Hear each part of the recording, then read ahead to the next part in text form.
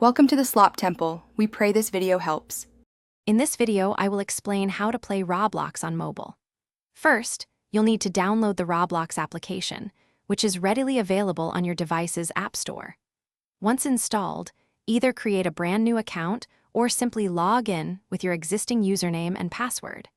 It's also a good idea to quickly check that your mobile device meets the minimum system requirements to ensure a smooth and enjoyable gaming experience. This will help prevent any lag or performance issues while you play.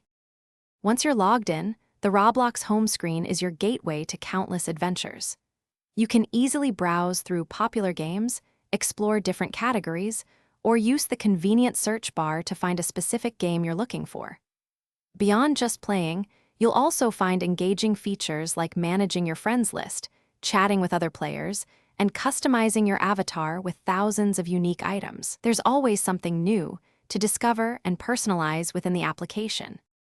Playing Roblox on mobile involves mastering the intuitive on-screen controls. You'll typically use a virtual joystick for movement and various action buttons for interacting with the game world, like jumping or picking up items.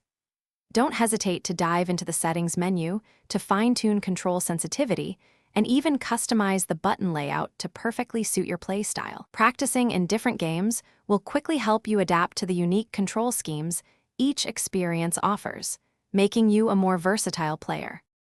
To ensure the best possible Roblox experience on your mobile device, a few simple tips can make a big difference. Always try to connect to a stable Wi-Fi network. This will prevent lag and disconnections during crucial moments. Additionally, closing any applications running in the background can free up valuable system resources, leading to smoother gameplay. Finally, regularly updating both your Roblox application and your device's operating system ensures you have the latest features, performance enhancements, and security patches. Thanks for watching.